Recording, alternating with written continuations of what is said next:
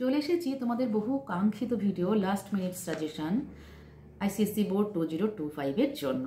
আজকের ভিডিওটি কিন্তু প্রথম থেকে শেষ পর্যন্ত অবশ্যই দেখবে, কারণ অনেক কিছু তথ্য এখান থেকে পাবে এবং যেগুলো মন দিয়ে শুনলে পরে তোমাদের পরীক্ষার সময় ভীষণভাবে কাজে লাগবে। দেখো, তোমরা যেহেতু প্রথমবার বোর্ড দিচ্ছ তাই তোমাদের মনে একটা আতঙ্ক আছে বা ভয় আছে, কিন্তু একবার ভেবে দেখো যে তোমাদের কিন্তু পরীক্ষাটা হোম সেন্টারে, অর্থাৎ নিজের চেনা জানা স্কুলে, সুতরাং এখানে কিন্তু ভয়টা অনেকটা তোমাদের কেটে গেল। দ্বিতীয়ত, তোমরা তো প্রতি বছর হাফ ইয়ারলি অ্যানুয়ালি পরীক্ষা দিচ্ছ, সেম প্যাটার্নের পরীক্ষা, শুধু এক্সামের আগে একটা বোর্ড শব্দ লেগে রয়েছে, সুতরাং আলাদা করে ভয় পাওয়ার তো কিছু নেই। আরেকটা হলো যেটা 3 নম্বর এবং ভীষণ জরুরি কথা, সেটা হচ্ছে পরীক্ষা কঠিন হয়ই না, পরীক্ষা ভীষণ ইজি হয়, কারণ এক্সামিনার চান যে তোমরা বেশি বেশি নম্বর পাও। সেটা শুধুমাত্র আইসিএসসির জন্য, আইএসসিদের জন্য কিন্তু নয়। তাহলে বলি যে পরীক্ষাটা যেহেতু 3 ঘন্টার আর পরীক্ষার আগে 3 দিন সময় আছে, প্রয়োজনের থেকে বেশি সময় আছে, সুতরাং মনের দিক থেকে একটা নিশ্চিন্ত ভরসা যে আমরা রিভিশনটা খুব ভালোভাবে দিতে পারবো। 2 নম্বর পরীক্ষাটা দিয়ে এসে সেই দিনটাও আমি রাতে পাচ্ছি, আবার যেদিন পরীক্ষা দিতে যাব সকালটুকু পাচ্ছি, না পেলেও আমাদের কোনো অসুবিধে নেই। তাহলে জেনে রাখো যে 3 ঘন্টার পরীক্ষার শেষের 1 ঘন্টাকে রচনার জন্য রাখবো। তাহলে প্রথম আমি কি লিখব, তোমাদের মনে প্রশ্ন আসতে পারে। প্রথম যেটা লিখবে সেটা হচ্ছে সেকশন এর হয় ব্যাকরণ নয়তো পত্র লিখন দিয়ে শুরু করো। তোমাদের যদি বোধ পরীক্ষণ দিয়ে শুরু করতে ইচ্ছে হয় সেটাও করতে পারো, কোনো অসুবিধে নেই। যেহেতু তোমরা 15 মিনিট রিডিং টাইম পাচ্ছ, সেই হেতু তোমাদের কিন্তু প্রত্যেকটা কোশ্চেন জানা হয়ে যাচ্ছে আগে থেকে যে আমি কোন কোনটা অ্যাটেন্ড করব। তাহলে পত্রলিখন, বোধ পরীক্ষণ বা ব্যাকরণ যাই দিয়ে শুরু করো না কেন, রচনা কিন্তু সবার শেষে 1 ঘন্টাকে রচনার জন্য রেখে দিতে হবে। এবার যেটা একটা গুরুত্বপূর্ণ কথা, যে পত্রলিখন, আমার একটি স্টুডেন্ট যে আমার কাছে অফলাইন পড়তো, সে এই 2024-এ পরীক্ষা দিয়েছিল, তার ক্ষেত্রে সে একটা ভয়ঙ্কর ভুল করেছিল। সে আমার কথাটা একটু সময়ের জন্য হলেও ভুলে গেছিল। আমি তাকে বারবার বলেছিলাম যে ফর্মাল লেটার, ইনফর্মাল লেটারের দুটো ফরম্যাটই কিন্তু ভালোভাবে রিভিশন করে যেতে হবে।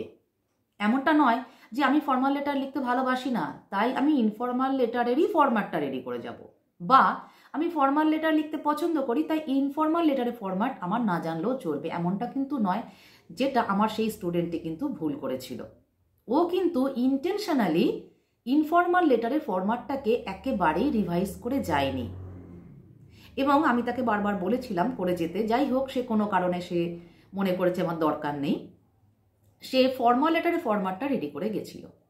কিন্তু পরীক্ষা হলে গিয়ে তার মনে হলো যে আমি ইনফর্মাল লেটার লিখব। কেন মনে হলো সেটার কারণটা কিন্তু আমি আজকে বলছি। দেখো, অনেক সময় কি হয়, ফর্মাল লেটারে এমন একটা শব্দ দিয়ে দিল, যেহেতু তোমরা ইংলিশ মিডিয়াম তাই ইংরেজি শব্দের সঙ্গে তোমরা অনেক বেশি পরিচিত, বাংলা কিছু কিছু শব্দের সঙ্গে তোমাদের পরিচয়টা নেই বা কম, সেই কারণে সেই শব্দটার মানে বুঝতে পারলে না, ফলে ফর্মাল লেটারটা অ্যাটেন্ড করতে পারলে না। ওই স্টুডেন্টটির ক্ষেত্রেও ঠিক একই ঘটনা ঘটেছিল। প্রশ্নটা কি ছিল, তোমার অঞ্চলের শিশু উদ্যানটির সংস্কারের আবেদন জানিয়ে স্থানীয় পুরপিতাকে একটি চিঠি লেখো। ভীষণ সোজা এই পত্র লিখন, কিন্তু ছেলেটি সংস্কার শব্দটার মানে বোঝেনি, সেই কারণে সে ফর্মাল লেটারটা অ্যাটেন্ড করতে পারেনি।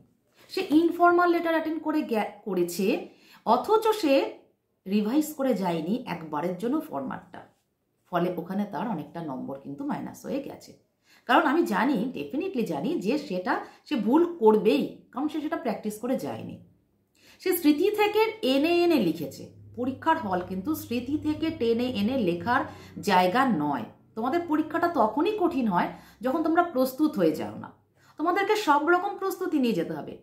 লেটার রাইটিং তো মাত্র দুটো, একটা ফর্মাল একটা ইনফর্মাল, দুটোরই ফরম্যাট মনে করে গেলে প্রবলেম তো কিছু নেই। যেটা আমার কাছে সহজ লাগবে আমি সেটাই লিখবো। হতেই পারে যে ইনফর্মাল লেটারও এমন একটা শব্দ ব্যবহার করছে যেটা আমি মানে জানি না, তখন আমাকে তো ফর্মাল লেটার লিখতে হবে না।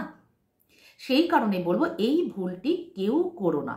দুটো লেটারের ফরম্যাট সুন্দরভাবে মনে করে যাবে, পরীক্ষার আগের দিন একবার লিখে নেবে ফরম্যাটটা। এবার চলে আসছি ব্যাকরণ। ব্যাকরণ যেহেতু এমসিকিউ প্যাটার্ন, সুতরাং এটা নিয়ে কোনো সমস্যা নেই। তোমরা যা রিভাইজ করেছো সেখান থেকেই আসবে। আমার চ্যানেলে প্রচুর ব্যাকরণের ভিডিও আছে, আমি এই ভিডিওর লিঙ্কে ডেসক্রিপশন বক্সে আমি সব ব্যাকরণের ভিডিওর লিঙ্কগুলো দিয়ে দেবো। সেগুলো থেকে যদি তোমরা দেখে নাও তাহলে কিন্তু আর কোনো অসুবিধা হওয়ার কারণ নেই। তাছাড়াও আমি শেখার জন্য বাচ্য পরিবর্তন, বাক্য পরিবর্তন, এক কথায় প্রকাশ, এই সমস্ত ভিডিও কিন্তু আমার এই চ্যানেলে রয়েছে। সুতরাং অসুবিধের কিছু নেই। বোধ পরীক্ষণ তো বলার কিছু নেই, বোধ পরীক্ষণ সম্পূর্ণটা তোমাদের উপর নির্ভর করে। আমি রচনার ব্যাপারটা আমি পরে যাচ্ছি। এবার আমি সেকশন বিতে যাচ্ছি। সেকশন বিটা করার আগে বাড়িতেই কিন্তু আমি যেটা বাড়ির প্রস্তুতির কথা বলছি, যেটা আমি সাজেশন দিচ্ছি তোমাদের জন্য, তোমরা কিন্তু এখন ঠিক করে ফেলেছো যে আমি গদ্য থেকে মানে ছোট গল্প থেকে কটা কোশ্চেন অ্যাটেন্ড করব, যাদের কবিতা আছে কবিতা থেকে কটা কোশ্চেন অ্যাটেন্ড করব। যারা গদ্য থেকে 3টে কোশ্চেনই অ্যাটেন্ড করতে চাও তারা অবশ্যই 10টা গল্পই পড়ে যাবে। অবশ্যই 10টা পড়ে গেলে 3টে কমন পাওয়া তো অবশ্যই সেটাই হওয়া স্বাভাবিক। কিন্তু কেউ যদি মনে করো যে না আমি গল্প থেকে 2টো করব, সেক্ষেত্রে তোমরা 2টো গল্পকে বাদ দিতে পারো। কিভাবে বাদ দেবে না, 23 আর 24 এই 2টো সালে যে গল্পগুলো আসেনি সেগুলোকে প্রথম তালিকায়, আমি সেই গুরুত্বপূর্ণ ভিডিও আমি আপলোড করেছি 3 মাস আগে, সেখানে কিন্তু আমার বলে দেওয়া রয়েছে যে গুরুত্বপূর্ণ তালিকায় কোনগুলো, তারপরে কোনগুলো, একদম শেষে কোনগুলো। সেই ভিডিওটাও আমি এখানে লিঙ্কে দিয়ে দেবো, দেখে নেবে যে কোনগুলো গুরুত্বপূর্ণ।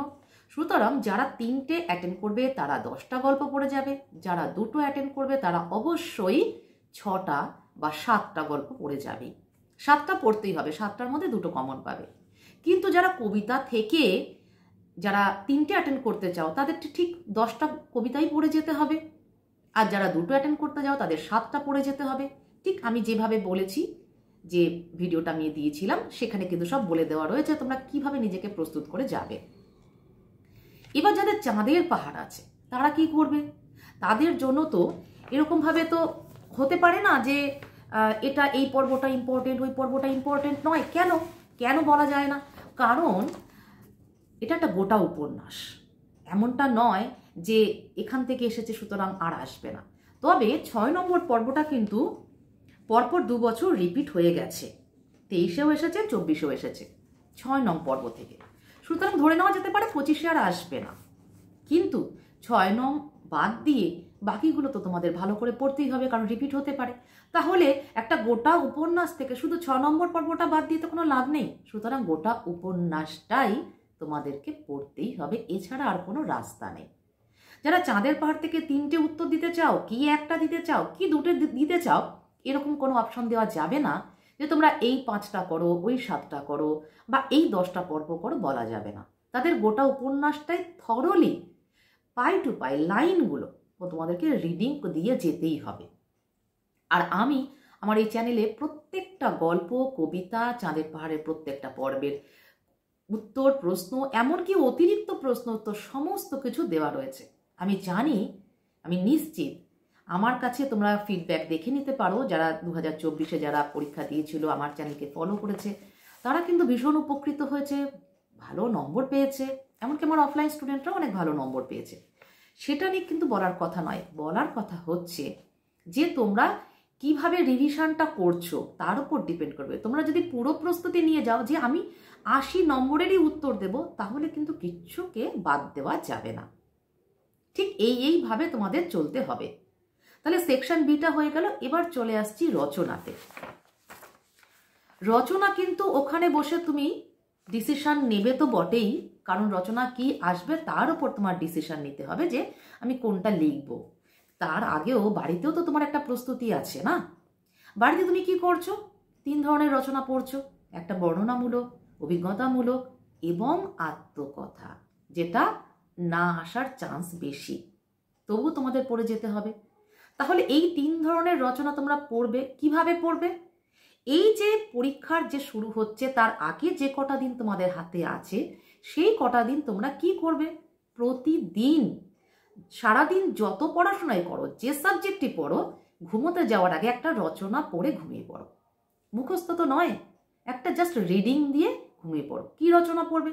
হয় অভিজ্ঞতামূলক, নয় বর্ণনামূলক, নয় আত্মকথা। যে কোনো একটা রচনা প্রতিদিন ঠিক পরীক্ষা যতদিন না শুরু হচ্ছে তার 2 দিন আগে বন্ধ করে দেবে, কারণ তার 2 দিন আগে তো তোমার লিটারেচার বা এক্সাম বা অন্য কোনো এক্সাম আছে, সেগুলো তো তোমাদের পড়তে হবে।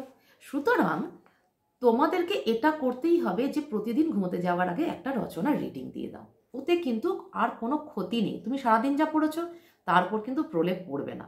সুতরাং সেকশন এ, সেকশন বি আমি কিন্তু তোমাদের খুব সুন্দর করে বলে দিলাম যে কিভাবে তোমাদেরকে এগোতে হবে। হাতে মাত্র কটা দিন আছে, এমনকি পরীক্ষার আগে যে 3 দিন তোমরা ছুটি পাচ্ছ, ভাবো তো কত ভালো হয়েছে, রুটিনটা কত সুন্দর হয়েছে। বাংলা নিয়ে প্রত্যেকের ভয় থাকে। এই 3 দিনে তোমরা কি করবে? প্রথম দিনেই তোমরা কিন্তু ব্যাকরণটাকে রিভিশন দিয়ে রেখে দাও, এবং ব্যাকরণ রিভিশন দেওয়ার সাথে সাথে তোমরা কিন্তু বাকিগুলো সুন্দরভাবে টাইম অ্যাডজাস্ট করে নেবে। যে ব্যাকরণ অর্ধেকটা পড়া হয়ে গেল, তার মাঝখানে 2টো গল্প পড়ে নিলে, আবার খানিকটা ব্যাকরণ পড়লে, একটু রচনা পড়ে নিলে, যাতে কোনোটাতেই বিরক্তি না আসে। মনটাকে শান্ত রাখতে হবে। এবার এইভাবে 2টো গল্প 2টো গল্প 2টো গল্প করে সমস্ত কিছু বা উপন্যাস মিক্সড করে নেবে। কোনোটাই একভাবে পড়ে যাবে না যে একদিনে সব গল্প শেষ, একদিনে সব কবিতা শেষ, একদিনে সব মানে পুরো চাঁদের পাহাড় উপন্যাসটা শেষ। এরকম করে করলে কিন্তু একটা বিরক্তির উদ্রেক হবে।